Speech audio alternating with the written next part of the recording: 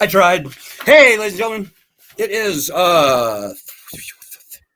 March 16th, which is a Thursday, if I'm not mistaken.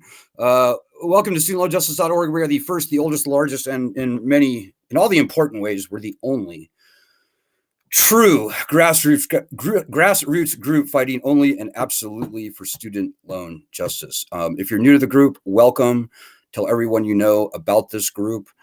We are as grassroots as it gets, and without word of mouth, we are nothing. We can't count on the media. We don't have a marketing department. We don't have even really a budget to speak of. We are normal people fighting for student loan justice.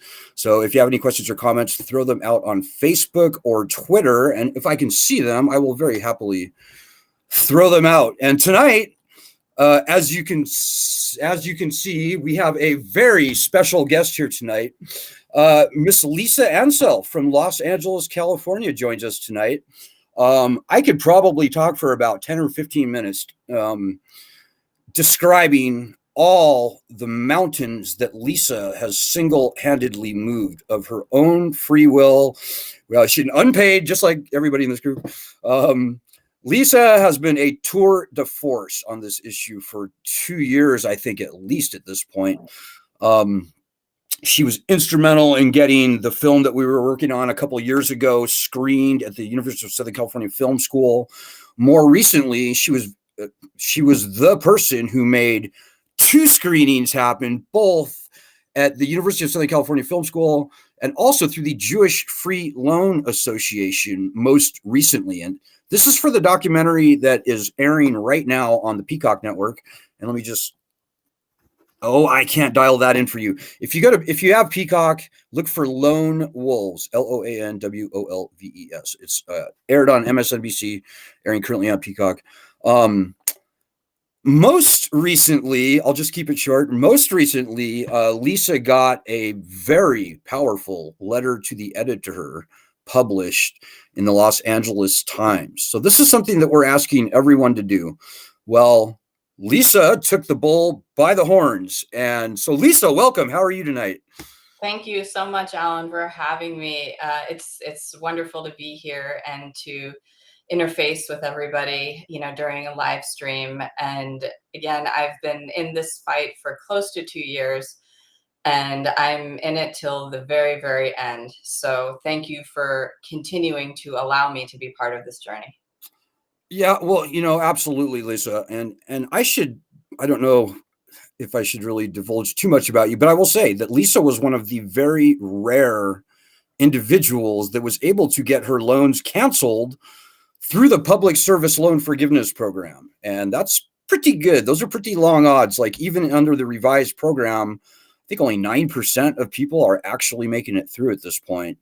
And prior to that, it was like less than 1%. So, most of the time when, for whatever reason, one of our members finds a way to extinguish their student loan debt, honestly, that's pretty much the last we ever hear of them. They're like, cool, I'm out.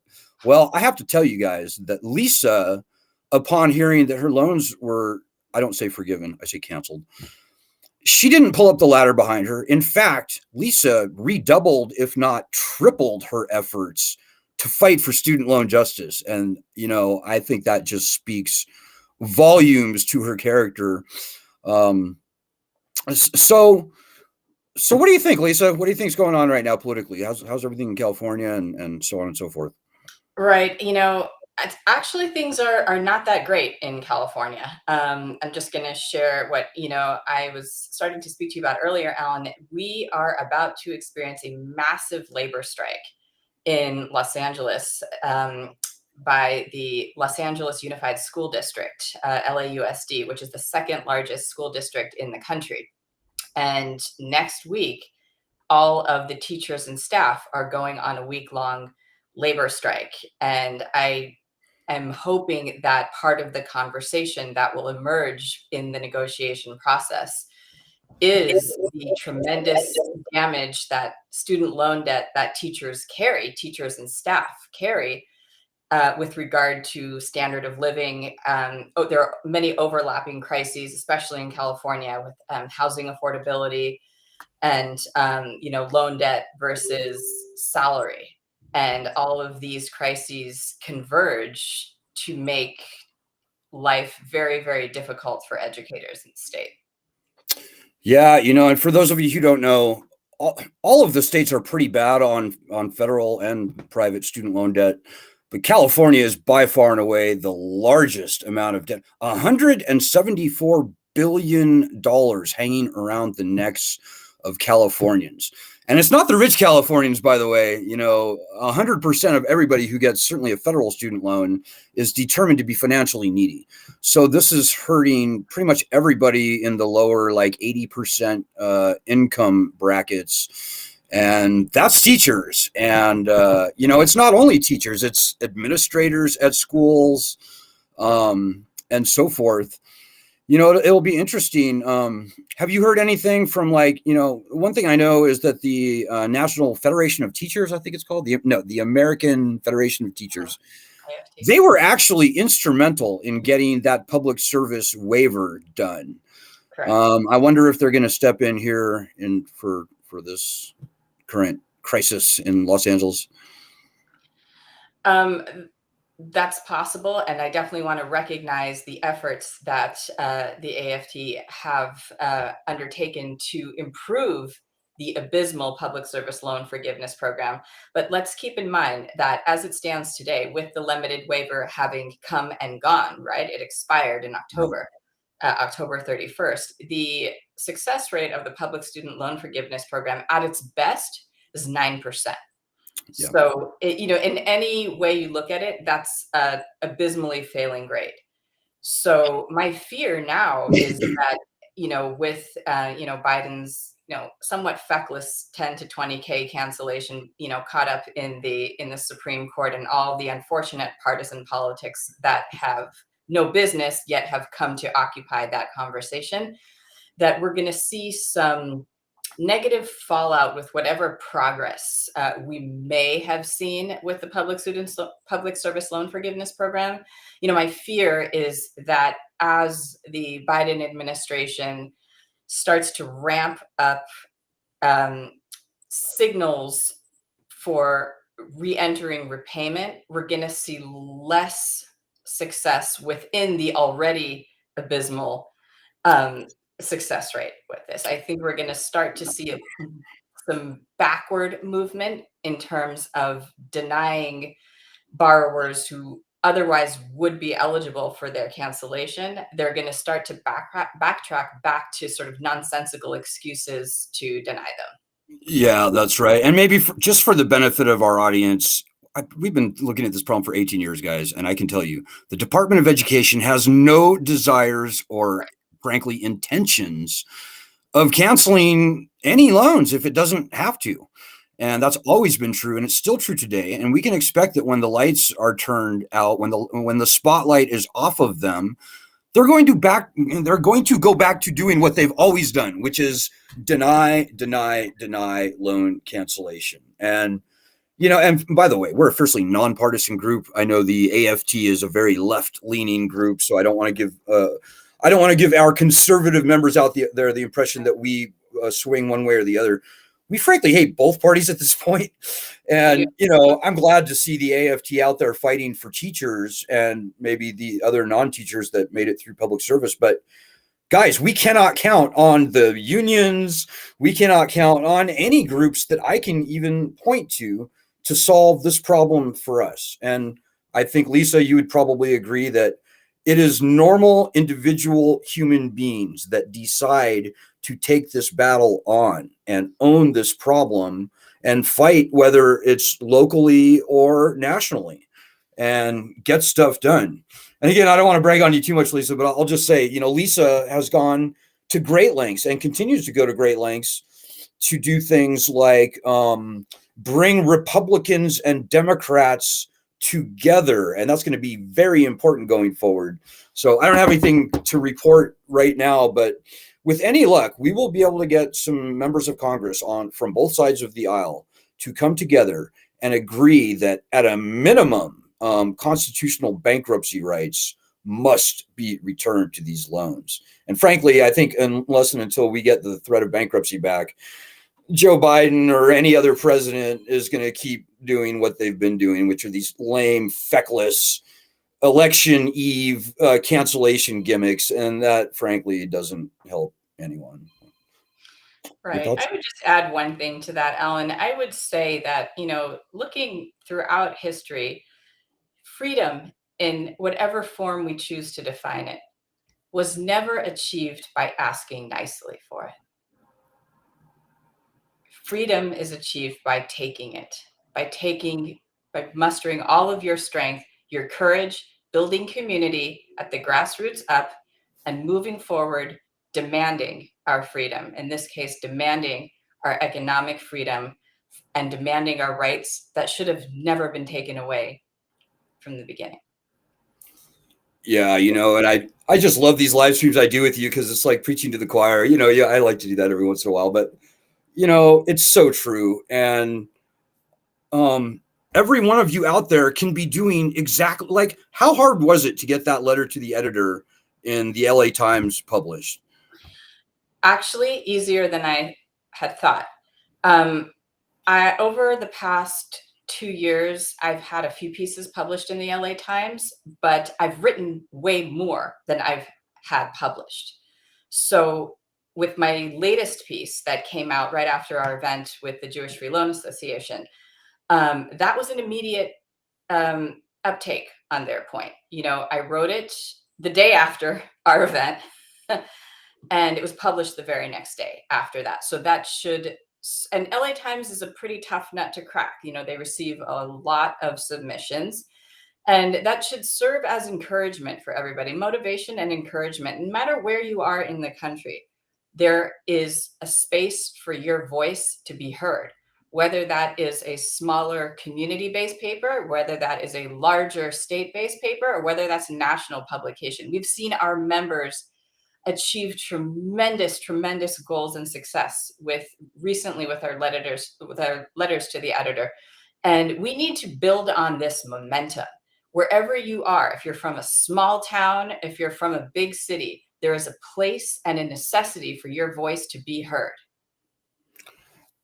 I couldn't have said it better myself. And you know, just so you all know, I kind of lost count, but I'm pretty sure we're up around either 16 or 17 letters to the editor that we've gotten published, or that our members have gotten published just in the past, I'm going to say 3 weeks or maybe a month. Now, to Jackie Ebron's credit, I have to give her a lot of credit. I think 8 or 9 of those, if not even more, are attributable to her and her family members. So, I mean, if you really want to pull a little more than your weight, send them to more than one newspaper. I mean, the whole entire state of Texas at this point, where Jackie lives, is awash in letters to the editor, all calling for the return of bankruptcy rights, calling for the cancellation of student loans, you know, and that's exactly what we need to have happen, guys, because the haters are out there. If you're on Twitter at all, and maybe you've noticed, the bad guys are out there. I don't know if they're bots. I think half of them are normal people. There's actually a few good people out there that just don't understand the problem. But We've got a very serious upwind, and our opposition has been very effective at making people think that we're a bunch of entitled, whiny, young, liberal, snowflake kids. And I can tell you that is certainly not true, and we've got to stand up against them. And it's only your voice that's going to make that happen. So I'm looking for your comments now. So what do you got planned for the next couple of weeks there, Lisa? Well, in the next couple of weeks, I have the holiday of Passover coming up, and this is the holiday, a Jewish holiday that celebrates our liberation from Egypt. And so I'm looking I understand this holiday for myself as being part of a larger movement towards liberation. So my plans for the next few weeks, my plans for the next few years, as long as it takes, is to be by your side, all of you, until all of us cross that finish line. I love that. And, by the way, if you're in California, you probably want to give Lisa maybe a PM and just let her know that you're out there. You can find our California state chapter at our website, which is studentloanjustice.org. And jump onto your state chapter, because Lisa needs all the help she can get. So I think Patrick's also one of the admins there. This is a true grassroots endeavor, guys. And if we had even 100 or 200 people like Lisa and Jackie and Joanna and some of the other hardcore, Gordon, some of the other hardcore, Christina. I can't start naming names because I'll probably never end. Obviously, our fearless co-leader, Ed. If we had 300 people like them, I think we'd probably have this student loan problem actually solved, not pretend solved, within, well, probably more than a fortnight, but probably less than a few months. You have no idea how important that you are. And, to everybody out there who's never done anything, never stood up, these are your loans and this is your battle. And hopefully Lisa will tell you, does it not feel pretty good to be fighting this fight? It can be exhausting on Twitter, and it can be emotionally grueling, right? Especially when I'm called an entitled progressive snowflake, which is, so far from the reality of my life, but it is empowering to disarm people who are uninformed and who choose to so easily fall into the swamp narrative without doing the work to really investigate the depth and the origins of this crisis for what it is. So it's almost incumbent upon us to re-educate people who are unfortunately misinformed and misguided by the politicians who have been on the take from this crisis, of which there are plenty on both sides of the aisle. Yeah, exactly right. Something, I'm not a conspiracy guy, but it would seem to me very clearly that both parties have constructed an artificial kind of a fake controversy, a fake narrative around this whole entire issue. So the Democrats claim that they want loan cancellation. The Republicans rail against it. And in the meantime, nothing gets done. And quite frankly, the Democrats betrayed us last session. I think both parties have found a way to stuff us into the partisan cracks. And there's no good reason for it, because over half of student loan borrowers, I kid you not, are either Republican or independent. Over half are over the age of 35. These are not blue-haired snowflakes out here. And so the public misperception of this problem is probably the biggest hurdle that we have. But the thing we have going for us, ladies and gentlemen, is 1 in 5 of all U.S. adults have student loans, and 85% of them were underwater on their student loans even before the pandemic. So we represent, like in distressed borrowers alone, that's 38 million people right now tonight losing sleep over their student loans. When even 10% of those people start getting up off the couch, stop taking all the nonsense that's being driven into our brains by the mainstream media, all these lame narratives that just have very little bearing in reality, that's when we win. And Lisa has proven it with her actions. You know, just one person has moved literal mountains. Well, not literal, but Lisa has moved mountains.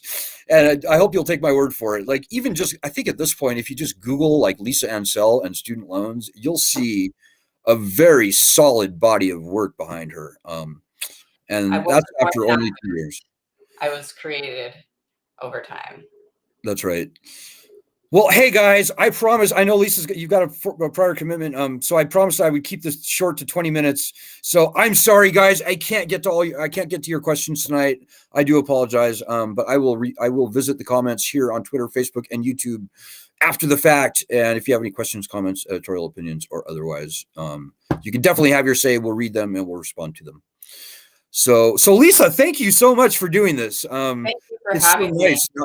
So nice not to be a lone talking head all by myself with my cats every night. So thanks for adding some and thank you all of you who are here tonight. And please remember that every letter has an audience.